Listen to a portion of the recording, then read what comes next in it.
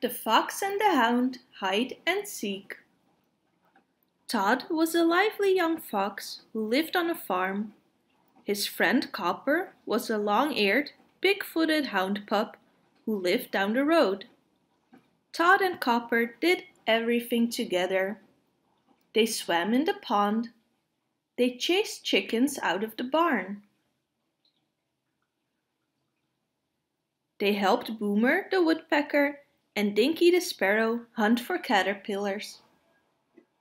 Sometimes they just sat under the oak tree and talked with Big Mama the owl. Every day as Todd watched Copper go home, he felt a sad, empty feeling inside. "Honey," said Big Mama, "that empty feeling is called being lonely." One afternoon, when Copper came to play, Todd was tired of chasing chickens and looking for caterpillars and staying around the farm. "Let's go exploring in the forest," he said eagerly. "That sounds like fun," Copper said. "I'll race you across the meadow." "You two ought to wait till tomorrow morning," Big Mama called after them. "It gets dark fast in the forest, and you might get lost." "Don't worry," Todd said. "We'll be careful." And off they ran. It was cool and dim in the forest. The trees were close together, and their leafy branches shut out the sky.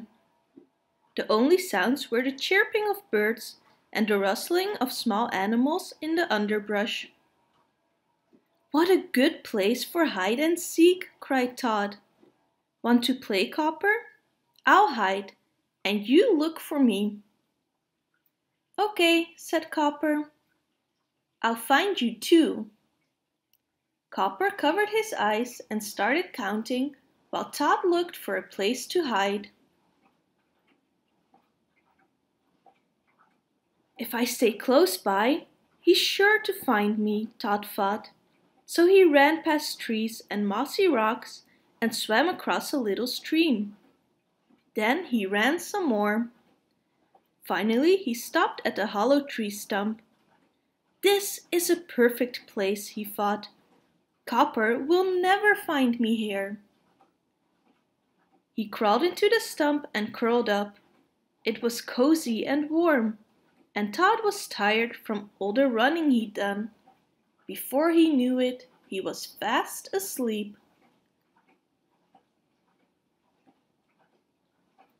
Meanwhile, Copper had finished counting and was looking for Todd. He put his nose to the ground, as hound dogs do, and sniffed for Todd's scent. He sniffed at a clump of tall grass. There was a beating of wings, and a quail flew out. He sniffed at some dry leaves under a big beech tree. 2 squirrels jumped out and ran up the tree. He sniffed around a fallen log, and a prickly porcupine rattled the quills at him. At last, Copper picked up Todd's scent.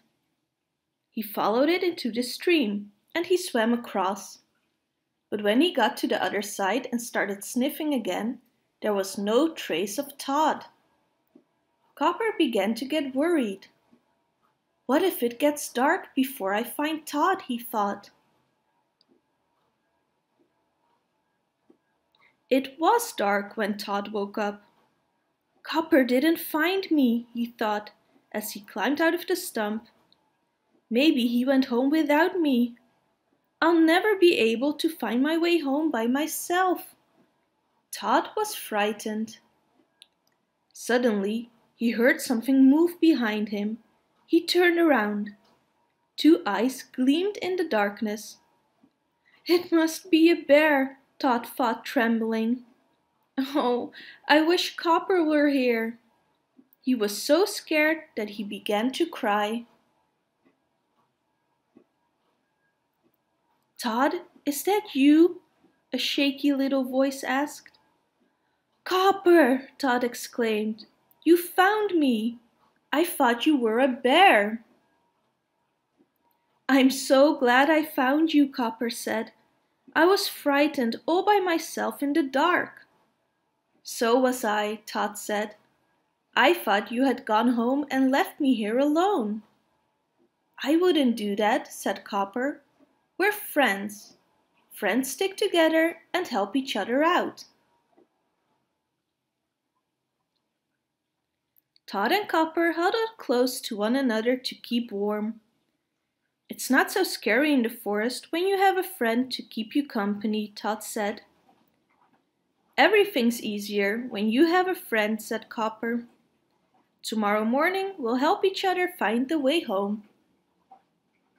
"No need to wait that long," said a voice above them. It was Big Mama. "I had a feeling you two might need some help," she said. "When you weren't back by sundown, I figured I'd better come looking for you." "We're glad you did, Big Mama," Copper said. "Thank you." "Well, honey, you're my friends," said Big Mama. "Friends take care of each other. Now you just follow me, and I'll have you home in no time." When they were out of the forest and across the meadow, Todd and Copper stopped to say goodbye. "Copper, will we always be friends?" Todd asked. "Forever and ever," said Copper. "Maybe even longer than that." The little hound started down the road to his home. This time, Todd didn't feel a bit lonely as he watched Copper go. He knew that no matter how often Copper left, he'd always come back. After all, he was a friend, and that's what friends do. "Where's Chip?" "Somewhere in the hallway. Chip has hidden from Belle. Look at the stairs, the carpet, the window. Where is Chip? Can you tell?" "Somewhere in the kitchen. Chip has hidden from Belle. Look at the sink, the pans, the cupboard. Where is Chip? Can you tell?" "Somewhere in the dining room. Chip has hidden from Belle. Look at the table, the tea cart, the silver. Where is Chip? Can you tell?"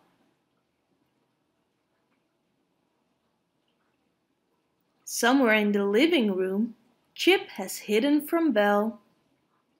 Look at the chair, the bookcase, the painting. Where is Chip? Can you tell?" "Somewhere in the bedroom. Chip has hidden from Belle. Look at the dresser, the curtains, the night table. Oh, Chip's asleep. All is well. Hide and seek." "Let's play hide and seek," say all the dolls and toys.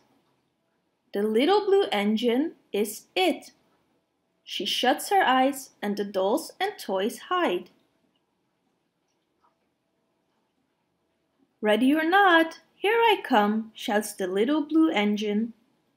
She opens her eyes and starts to look for her friends. She finds the dolls hiding behind a haystack. She finds the monkey hiding in a barrel. She finds the elephant behind the barn. She finds the soldiers and the bears in the bushes. But where is her friend the clown? The little blue engine looks and looks. No clown in the forest, just some friendly bunnies. No clown in the field, just some fuzzy kittens.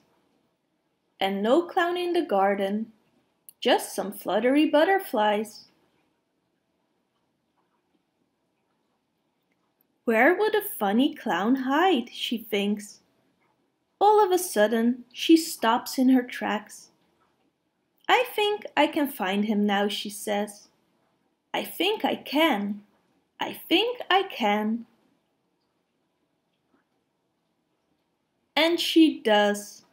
She finds the funny clown hiding in a funny place. Hide and seek camping trip. Ah, the great outdoors! You said it, Bert. This looks like the perfect place to make camp. Do you think we'll see any bears? I sure hope not, Ernie. Look, Bert, bear tracks. Shh, quiet, Ernie. Don't scare away that deer. And isn't that an eagle up there? Time to stop and fill our canteens, Bert. We're not the only ones using the pond, Ernie. I see a beaver, a raccoon, and a cute little froggy over there. Look, Bert, we're still on the bear's trail. Never mind, Ernie. There's Mr. Bear, Bert. I guess he went over the mountain to see what he could see.